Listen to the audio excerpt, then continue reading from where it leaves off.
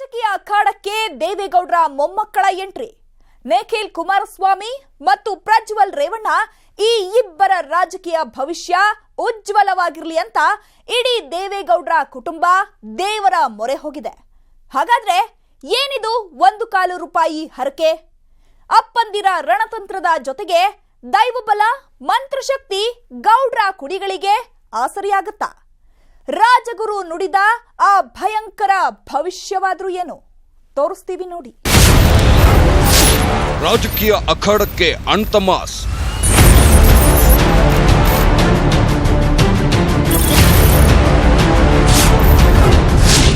ಅಜ್ಜಿ ಪ್ರತ್ಯಂಗಿರ ಹೋಮ, ಅಮ್ಮನ ₹1,000 ಹರಕೆ.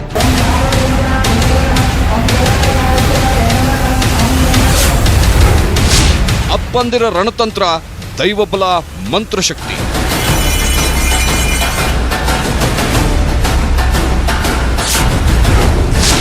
ರಾಜಗುರು ಭಯಂಕರ ಭವಿಷ್ಯ, ಗೌಡ್ರ ಫ್ಯಾಮಿಲಿಯಲ್ಲಿ ತಲ್ಲಣ. ನನಗೆ ಒಂದು ಸ್ವಲ್ಪ ಬಾಡಿ ಲ್ಯಾಂಗ್ವೇಜ್ ಅರ್ಥ ಆಗುತ್ತೆ. ಆ ಹುಡುಗ ನಿಂತ್ಕೊಳ್ತಕ್ಕಂಥ ತಯಾರಿ ಮಾಡ್ತಾ ಇರೋ ರೀತಿ ಕಾಣುತ್ತೆ.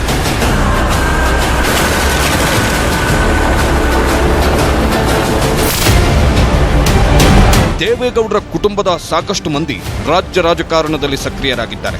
ಈಗ ಆ ಸಾಲಿಗೆ ದೇವೇಗೌಡರ ಮೊಮ್ಮಕ್ಕಳಾದ ನಿಖಿಲ್ ಕುಮಾರಸ್ವಾಮಿ ಮತ್ತು ಪ್ರಜ್ವಲ್ ರೇವಣ್ಣ ಸೇರ್ಪಡೆಯಾಗುತ್ತಿದ್ದಾರೆ. ಈ ಇಬ್ಬರ ರಾಜಕೀಯ ಭವಿಷ್ಯ ಉಜ್ವಲವಾಗಿರಲಿ ಅಂತ ದೇವೇಗೌಡರ ಕುಟುಂಬ ದೇವರು, ಜ್ಯೋತಿಷ್ಯ ಮತ್ತು ಪಂಚಾಂಗದ ಮೊರೆ ಹೋಗಿದ್ದಾರೆ. ಹಾಗಾದ್ರೆ ದೇವೇಗೌಡರ ಮೊಮ್ಮಕ್ಕಳ ಮೇಲೆ ದೈವಬಲ ಮಂತ್ರಶಕ್ತಿ ಕೆಲಸ ಮಾಡುತ್ತಾ? ದೇವೇಗೌಡರ ಪತ್ನಿ ಚೆನ್ನಮ್ಮ ಪ್ರತ್ಯಂಗಿರ ಹೋಮ ಮತ್ತು ಅನಿತಾ ಕುಮಾರಸ್ವಾಮಿ ₹1,000 ಹರಕೆ ಕಟ್ಕೊಂಡಿದ್ದು ಯಾಕೆ? ರಾಜಗುರು ನುಡಿದ ಭಯಂಕರ ಭವಿಷ್ಯಕ್ಕೆ ಗೌಡ್ರ ಫ್ಯಾಮಿಲಿಯಲ್ಲಿ ತಲ್ಲಣ ಸೃಷ್ಟಿಯಾಗಿದ್ದು ಯಾಕೆ? ಈ ಎಲ್ಲ ಕುತೂಹಲಕಾರಿ ಪ್ರಶ್ನೆಗಳಿಗೆ ಒಂದೊಂದಾಗಿ ಉತ್ತರ ಕೊಡ್ತೀವಿ. ಆದ್ರೆ ಅದಕ್ಕಿಂತ ಮೊದಲು ಬುಧವಾರ ಗೌಡ್ರ ಫ್ಯಾಮಿಲಿಯಲ್ಲಿ ನಡೆದ ರಾಜಕೀಯ ಬೆಳವಣಿಗೆಗಳು ಏನು ಅನ್ನೋದನ್ನ ತೋರಿಸ್ತೀವಿ ನೋಡಿ. ದೇವೇಗೌಡರ ಕುಟುಂಬ ಲೋಕಸಮರಕ್ಕೆ ರಣಕಹಳೆ ಮೊಳಗಿಸಿದೆ. ದೇವೇಗೌಡರ ಮೊಮ್ಮಕ್ಕಳಾದ ಪ್ರಜ್ವಲ್ ರೇವಣ್ಣ ಮತ್ತು ನಿಖಿಲ್ ಕುಮಾರಸ್ವಾಮಿ ಇಬ್ಬರೂ ರಾಜಕೀಯ ಅಖಾಡಕ್ಕೆ ಅಧಿಕೃತವಾಗಿ ಪದಾರ್ಪಣೆ ಮಾಡಿದಂತಾಗಿದೆ. ನಿಖಿಲ್ ಕುಮಾರಸ್ವಾಮಿ ಮಂಡ್ಯದಿಂದ ಅಖಾಡಕ್ಕೆ ಇಳಿಯೋದು ಬಹುತೇಕ ಕನ್ಫರ್ಮ್ ಆಗುತ್ತಿದ್ದಂತೆ ಇತ್ತ ಹಾಸನದಿಂದ ಪ್ರಜ್ವಲ್ ರೇವಣ್ಣ ಕಣಕ್ಕಿಳಿಯುತ್ತಾರೆ ಅಂತ ಖುದ್ದು HD ದೇವೇಗೌಡ್ರೆ ಅಧಿಕೃತವಾಗಿ ಘೋಷಣೆ ಮಾಡಿದ್ರು. ನಿಮ್ಮೆಲ್ಲರ ಅನುಮತಿಯಿಂದ ನಮ್ಮ ಚುನಾಯಿತ ಪ್ರತಿನಿಧಿಗಳು ಮುಂದೆ ಇದ್ದಾರೆ. ಅವರೆಲ್ಲರ ಆಶೀರ್ವಾದದೊಂದಿಗೆ, ನಿಮ್ಮ ಆಶೀರ್ವಾದದೊಂದಿಗೆ, ಚೆನ್ನಕೇಶ್ವರನ ಆಶೀರ್ವಾದದೊಂದಿಗೆ ನಾನು ಪ್ರಜ್ವಲ್ಗೆ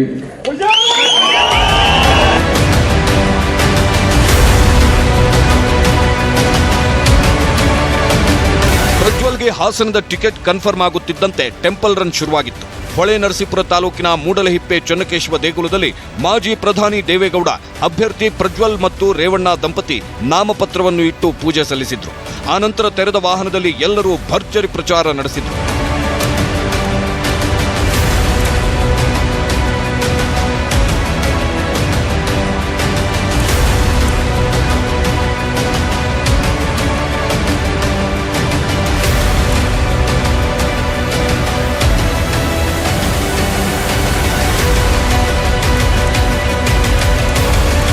ಈ ವೇಳೆ ಮೂಡಲಹಿಪ್ಪೆಯಲ್ಲಿ ಭಾವನಾತ್ಮಕ ಭಾಷಣ ಮಾಡಿದ ದೇವೇಗೌಡರು, ನಾನು ಕೇವಲ ನನ್ನ ಮಕ್ಕಳಿಗಾಗಿ ಹೋರಾಟ ಮಾಡುತ್ತೇನೆ ಅಂತ ಕೆಲವರು ಆರೋಪಿಸುತ್ತಾರೆ.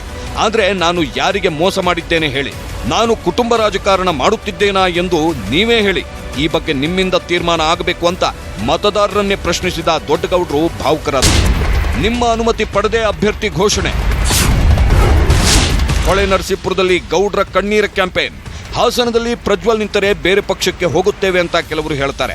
ಆದ್ರೆ ನಾನು ನಿಮ್ಮ ಮಡಿಲಿಗೆ ಪ್ರಜ್ವಲ್ನನ್ನು ಹಾಕಿದ್ದೇನೆ. ನಿಮ್ಮ ಅನುಮತಿ ಪಡೆದೇ ನಾನು ಪ್ರಜ್ವಲ್ ಅಭ್ಯರ್ಥಿ ಅಂತ ಘೋಷಣೆ ಮಾಡಿದ್ದೇನೆ. ನಿಮ್ಮ ಆಶೀರ್ವಾದ ಪ್ರಜ್ವಲ್ ಮೇಲೆ ಇರಲಿ ಅಂತ ಗೌಡ್ರು ಗದ್ಗದಿತರಾದ್ರು. ವೇದಿಕೆಯ ಮೇಲೆ ತಂದೆ ಕಣ್ಣೀರು ಹಾಕಿದ್ದನ್ನು ನೋಡಿ ಸಚಿವ ರೇವಣ್ಣ ಕೂಡ ಕಣ್ಣೀರ ಧಾರೆ ಹರಿಸಿದ್ರು.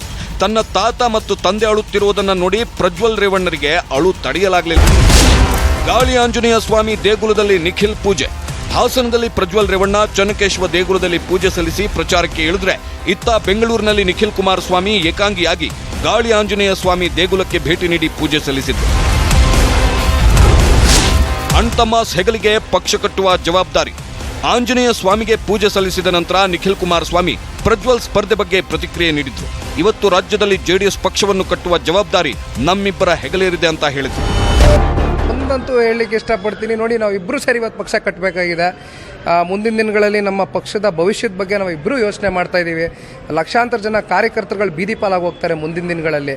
ಅವರಿಗೋಸ್ಕರ ಇವತ್ತು ನಮ್ಮ ಕಾರ್ಯಕರ್ತರುಗಳು ಒಂದು ಧ್ವನಿ ಎತ್ತಿದ್ರು. ನಾನು ಕೂಡ ಇದರಲ್ಲೊಂದು ಭಾಗಿಯಾಗಬೇಕು, ನಿಮ್ಮ ಅವಶ್ಯಕತೆ ನನಗಿದೆ ಅಂತ ಧ್ವನಿ ಎತ್ತಿದ್ದಕ್ಕೆ ನಾನು ಇವತ್ತುಗೋಸ್ಕರ ನಾನು ಒಂದು ಪಕ್ಷಕ್ಕೆ ನಾನು ನಿಷ್ಠಾವಂತ ಕಾರ್ಯಕರ್ತನಾಗಿ ಇವತ್ತು ನಾನು ನಿಂತಿದ್ದೀನಿ. ಅವ್ರಿಗೋಸ್ಕರ ನಿಂತಿದ್ದೀನಿ ನಾನು ಇವತ್ತು. ನಿಖಿಲ್ ಪರ ಪ್ರಚಾರ ಮಾಡ್ತಾರ ಪ್ರಜ್ವಲ್. ದೊಡ್ಡಪ್ಪ ಚಿಕ್ಕಪ್ಪನ ಮಕ್ಕಳಾಗಿರೋ ಈ ಅಣ್ತಮಾಸ್ ಒಬ್ಬರ ಗೆಲುವಿಗಾಗಿ ಮತ್ತೊಬ್ಬರು ಶ್ರಮಿಸುತ್ತಾರೆ. ಪರಸ್ಪರ ಪ್ರಚಾರ ನಡೆಸುವ ಸಾಧ್ಯತೆ ಇದೆ. ನಿಖಿಲ್ ಪರ ಪ್ರಚಾರ ನಡೆಸ್ತೀರಾ ಅಂತ ಕೇಳಿದ್ದಕ್ಕೆ ಪ್ರಜ್ವಲ್ ರೇವಣ್ಣ ಹೇಳಿದ್ದೇನು ಗೊತ್ತಾ? ಖಂಡಿತವಾಗ್ಲೂ ಶೆಡ್ಯೂಲ್ ಪರ್ಮಿಟ್ ಮಾಡಿದ್ರೆ ಅನಿವಾರ್ಯತೆ ಇದ್ರೆ ಖಂಡಿತವಾಗ್ಲೂ ನಾನು ಹೋಗಿ ಯಾರೇ ಅಭ್ಯರ್ಥಿ ಆಗಿರಲಿ ಮಂಡ್ಯದಲ್ಲಿ ನಾನು ಕೂಡ ಅಭ್ಯರ್ಥಿ ಪರವಾಗಿ ನಾನು ಪ್ರಚಾರ ಮಾಡ್ತೀನಿ. ಅಣ್ತಮಾಸ್ ಗೆಲುವಿಗಾಗಿ ಅಜ್ಜಿ ಪ್ರತ್ಯಂಗೀರ ಹೋಮ. ಪ್ರತ್ಯಂಗೀರ ಹೋಮದ ವಿಶೇಷ ಏನು ಗೊತ್ತಾ? ಸಿಎಂ ಕುಮಾರಸ್ವಾಮಿ ಪುತ್ರ ನಿಖಿಲ್ ಮತ್ತು ಸಚಿವ ರೇವಣ್ಣ ಪುತ್ರ ಪ್ರಜ್ವಲ್ ಇದೇ ಮೊದಲ ಸಲ ಚುನಾವಣಾ ಅಖಾಡಕ್ಕೆ ಧುಮುಕುತ್ತಿದ್ದಾರೆ. ಹೀಗಾಗಿ ಈ ಇಬ್ಬರಿಗೂ ಸುಲಭವಾಗಿ ಗೆಲುವು ಸಿಗಲಿ ಅಂತ ಇವರ ಅಜ್ಜಿ ಮತ್ತು ದೇವೇಗೌಡ ಪತ್ನಿ ಚೆನ್ನಮ್ಮ ಇತ್ತೀಚೆಗೆ ಬೆಂಗಳೂರಿನ ಉತ್ತರಹಳ್ಳಿ ಬಳಿಯ ಒಂದು ದೇಗುಲದಲ್ಲಿ ಪ್ರತ್ಯಂಗೀರ ಹೋಮ ನಡೆಸಿದ್ರು ಅಂತ ಹೇಳಲಾಗುತ್ತೆ. ಪ್ರತ್ಯಂಗೀರ ಹೋಮ ಮಾಡಿಸಿದ್ರೆ ಶತ್ರು ಸಂಹಾರವಾಗುತ್ತೆ ಅನ್ನೋ ನಂಬಿಕೆ ಇದೆ. ಹೀಗಾಗಿನೇ ಅಜ್ಜಿ ಚೆನ್ನಮ್ಮ ಪ್ರತ್ಯಂಗೀರ ಹೋಮ ಮಾಡಿಸಿದ್ದಾರೆ ಅಂತ ಹೇಳಲಾಗ್ತಿದೆ.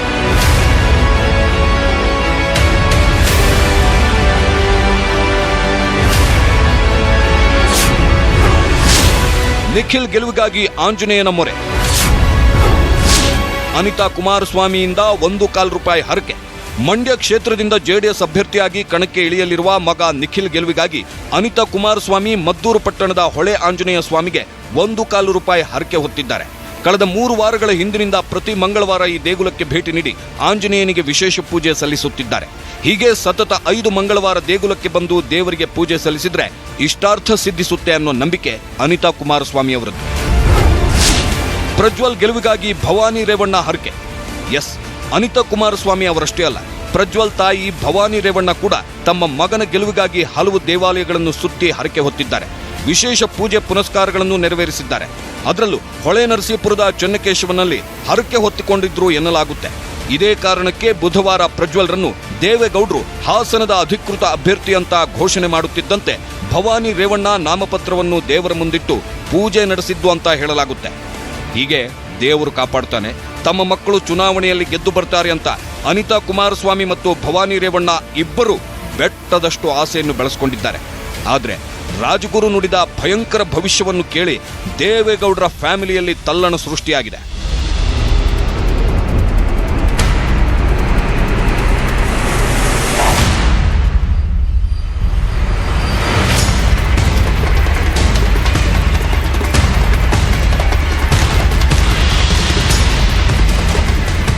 ಕುಟುಂಬ ಪ್ರತಿಯೊಂದು ವಿಚಾರದಲ್ಲೂ ದೇವರನ್ನು ಬಲವಾಗಿ ನಂಬುತ್ತೆ.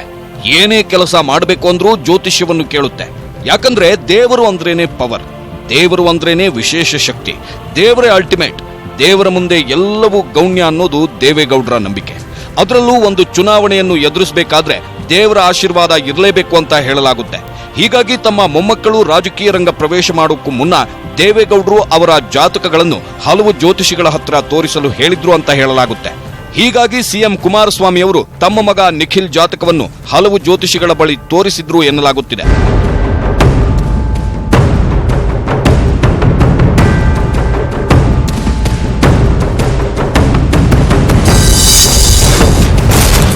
ಮೂವರು ಜ್ಯೋತಿಷಿಗಳಿಗೆ ತೋರಿಸಿದ್ರ ನಿಖಿಲ್ ಜಾತಕ.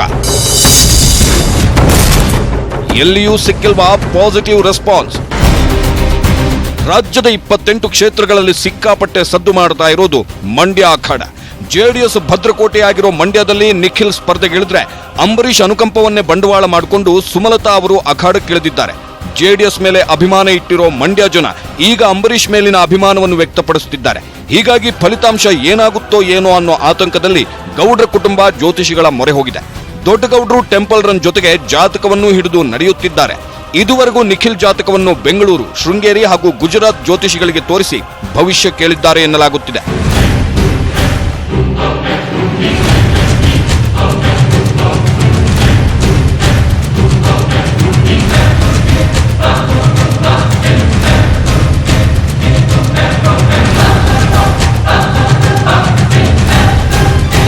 ಕಳೆದ ವಾರ ನಿಖಿಲ್ ಜಾತಕ ಹಿಡಿದು ಶೃಂಗೇರಿ ಶಾರದಾಂಬೆ ಮಠಕ್ಕೆ ಹೋಗಿದ್ದ ದೇವೇಗೌಡರ ಕುಟುಂಬ ಅಲ್ಲಿಯ ಪ್ರಖ್ಯಾತ ಜ್ಯೋತಿಷಿಗಳಿಂದ ನಿಖಿಲ್ ರಾಜಕೀಯ ಭವಿಷ್ಯದ ಬಗ್ಗೆ ತಿಳಿದುಕೊಂಡಿದ್ದಾರೆ. ಅಲ್ಲದೆ ಮಂಗಳವಾರ ಬೆಂಗಳೂರಿನ ಹೆಸರಾಂತ ಗುರೂಜಿ ದ್ವಾರಕನಾಥ್ ಅವರ ಮನೆಗೂ ಸಿಎಂ ಹಾಗೂ ನಿಖಿಲ್ ಹೋಗಿ ಬಂದಿದ್ದಾರೆ. ಆಗಲೇ ನೋಡಿ ಗೌಡ್ರ ಕುಟುಂಬ ಕಂಗಾಲಾಗಿ ಹೋಗಿರೋದು. ಅಷ್ಟಕ್ಕೂ ದ್ವಾರಕನಾಥ್ ಗುರೂಜಿ ಹೇಳಿದ್ದೇನು ಗೊತ್ತಾ? ಆ ಹುಡುಗನ ತಯಾರಿ ನೋಡಿದ್ರೆ ಆಲೆ 100 ಕಿಲೋಮೀಟರ್ ಸ್ಪೀಡಲ್ಲಿದ್ದಾನೆ ಆಗಲೇ ಅವನು ತೀರ್ಮಾನ ಮಾಡಿರೋಂಗೆ ಕಾಣುತ್ತೆ. ಆದರೆ ಅದರ ಸತ್ಯಾಂಶ ನಾನು ಇನ್ನೂ ಹಿಡಿಯೋಕ್ಕಾಗಿಲ್ಲಮ್ಮ. ನನಗೆ ಮುಟ್ಟಿದ ಕೂಡಲೇ ಹೇಳ್ತೀನಿ, ಖಂಡಿತವಾಗಿ ಹೇಳ್ತೀನಿ. ಎಸ್, ನಿಖಿಲ್ ವಿಚಾರದಲ್ಲಿ ದ್ವಾರಕನಾಥ್ ಗುರೂಜಿ ಒಂದು ಅಂತಿಮ ತೀರ್ಮಾನಕ್ಕೆ ಬಂದಿಲ್ಲ. ಆದರೆ ನಿಖಿಲ್ರಿಗೆ ಒಳ್ಳೆಯದಾಗಲಿ ಅಂತ ಆಶೀರ್ವಾದ ಮಾಡಿದ್ದೇನೆ ಅಂತ ಹೇಳಿದ್ರು. ಇದೇ ವಿಚಾರ ಇದೀಗ ಗೌಡ್ರ ಕುಟುಂಬದಲ್ಲಿ ತಲ್ಲಣ ಸೃಷ್ಟಿಸಿರೋದು. ಇಂಟ್ರೆಸ್ಟಿಂಗ್ ವಿಷಯ ಏನಂದ್ರೆ, ನಿಖಿಲ್ ಈ ಸಲ ಮಂಡ್ಯದಿಂದ ಗೆಲ್ಲಲೇಬೇಕು ಅಂತ ತೀರ್ಮಾನಿಸಿರುವ ದೇವೇಗೌಡರು ನಿಖಿಲ್ರನ್ನು ಶೃಂಗೇರಿ ಶಾರದಾಂಬೆಯ ಬಳಿ ಕರೆದುಕೊಂಡು ಹೋಗಿ ವಿಶೇಷ ಪೂಜೆ ಸಲ್ಲಿಸಿದ್ರು. ಅದ್ರ ಜೊತೆಗೆ ಇತ್ತೀಚೆಗೆ ಧರ್ಮಸ್ಥಳದ ಶ್ರೀ ಮಂಜುನಾಥನ ಆಶೀರ್ವಾದ ಪಡೆಯಲು ಕೂಡ ಕಳುಹಿಸಿಕೊಟ್ಟಿದ್ರು ಅಂತ ಹೇಳಲಾಗುತ್ತೆ. ನಂಬಲ್ಲ, ದ್ವಾರಕನಾಥ್ ಗುರೂಜಿ ಜಲಸಂಪನ್ಮೂಲ ಸಚಿವ ಡಿಕೆ ಶಿವಕುಮಾರ್ ಅವರ ಆಪ್ತರಲ್ಲಿ ಒಬ್ರು. ಜೊತೆಗೆ ರಾಜ್ಯದ ಸಾಕಷ್ಟು ರಾಜಕಾರಣಿಗಳು ಇವರಿಂದ ಭವಿಷ್ಯ ಕೇಳ್ತಾರೆ. ದ್ವಾರಕನಾಥ್ ಗುರೂಜಿ ಈ ಹಿಂದೆ ಕುಮಾರಸ್ವಾಮಿ ಸಿಎಂ ಆಗ್ತಾರೆ ಅಂತ ಹೇಳಿದ್ರು, ಮೋದಿ ಪ್ರಧಾನಿ ಆಗ್ತಾರೆ ಅಂತ ಭವಿಷ್ಯ ನುಡಿದಿದ್ರು. ಆ ಭವಿಷ್ಯಗಳೆಲ್ಲ ನಿಜವಾಗಿದೆ. ಹೀಗಾಗಿ ನಿಖಿಲ್ ವಿಚಾರದಲ್ಲಿ ಇವರು ಹೇಳೋ ಭವಿಷ್ಯ ನಿಜವಾಗುತ್ತೆ ಅಂತ ನಂಬಲಾಗಿದೆ. ಅಪ್ಪಟ ದೈವಭಕ್ತ ಎಚ್.ಡಿ. ದೇವೇಗೌಡ ಇಷ್ಟಾರ್ಥ ಸಿದ್ಧಿಗೆ ಗೌಡ್ರಿಂದ ಅಮಾವಾಸ್ಯ ಪೂಜೆ. ಎಸ್, ದೇವೇಗೌಡರ ಕುಟುಂಬ ಶೃಂಗೇರಿ ಶಾರದಾಂಬೆಯ ಪರಮ ಭಕ್ತರು. ಹೀಗಾಗಿನೇ ಕಳೆದ ವಿಧಾನಸಭಾ ಚುನಾವಣೆಗೂ ಮುನ್ನ ಮತ್ತು ಆ ನಂತರ ಸಾಕಷ್ಟು ಸಲ ಶೃಂಗೇರಿಗೆ ಹೋಗಿ ವಿವಿಧ ಪೂಜೆ, ಹೋಮ, ಹವನಗಳನ್ನು ನೆರವೇರಿಸಿದ್ದಾರೆ. ಹಾಗೆಯೇ ಆದಿಚುಂಚನಗಿರಿಯ ಕಾಲಭೈರವೇಶ್ವರ ಸ್ವಾಮಿಗೆ ಗೌಡ್ರ ಕುಟುಂಬ ತುಂಬಾ ಕಟ್ಟುನಿಟ್ಟಾಗಿ ನಡೆದುಕೊಳ್ಳುತ್ತೆ. ಇಲ್ಲಿ ಪ್ರತಿ ಅಮಾವಾಸ್ಯೆಯಂದು ವಿಶೇಷ ಪೂಜೆಗಳನ್ನು ಗೌಡ್ರ ಕುಟುಂಬದ ಯಾರಾದರೂ ಒಬ್ಬರು ನೆರವೇರಿಸುತ್ತಾರೆ. ಇಂಟ್ರೆಸ್ಟಿಂಗ್ ವಿಚಾರ ಏನು ಅಂದ್ರೆ, ದೇವೇಗೌಡರ ಕುಟುಂಬ ಹೀಗೆ ದೇವರನ್ನು ಅತಿಯಾಗಿ ಪೂಜಿಸೋದ್ರಿಂದಲೇ ಕೇವಲ 37 ಸೀಟುಗಳನ್ನು ಗೆದ್ರು ಕುಮಾರಸ್ವಾಮಿ ಅವರಿಗೆ ಸಿಎಂ ಹುದ್ದೆ ಒಲಿದು ಬಂದಿದ್ದು ಅಂತ ಹೇಳಲಾಗುತ್ತೆ. 100 ದಿನಗಳಲ್ಲಿ 50 ದೇಗುಲ ಸುತ್ತಿದ್ರು ಸಿಎಂ. ಎಸ್, ಸಿಎಂ ಹುದ್ದೆ ಒಲಿದು ಬಂದ ಮೇಲೆ ಕುಮಾರಸ್ವಾಮಿಗೆ ಕೇವಲ 100 ದಿನಗಳಲ್ಲಿ 50ಕ್ಕೂ ಹೆಚ್ಚು ದೇಗುಲಗಳಿಗೆ ಭೇಟಿ ನೀಡಿ ಪೂಜೆ ಪುನಸ್ಕಾರಗಳನ್ನು ನೆರವೇರಿಸಿದ್ರು. ಹೀಗಾಗಿ ಈ ಸಲವೂ ದೇವರು ನಮ್ಮನ್ನು ಕೈಬಿಡಲ್ಲ ಅಂತ ನಂಬಿರೋ ದೇವೇಗೌಡರ ಕುಟುಂಬ ತಮ್ಮ ಮೊಮ್ಮಕ್ಕಳ ಗೆಲುವಿಗಾಗಿ ಸಾಕಷ್ಟು ದೇವರುಗಳು ಮತ್ತು ಜ್ಯೋತಿಷಿಗಳ ಮೊರೆ ಹೋಗುತ್ತಿದ್ದಾರೆ. ಆದ್ರೆ ಗೌಡ್ರ ಕುಟುಂಬದ ಪೂಜಾ ಫಲ ಫಲಿಸುತ್ತಾ ಕಾದು ನೋಡಬೇಕಾಗಿದೆ.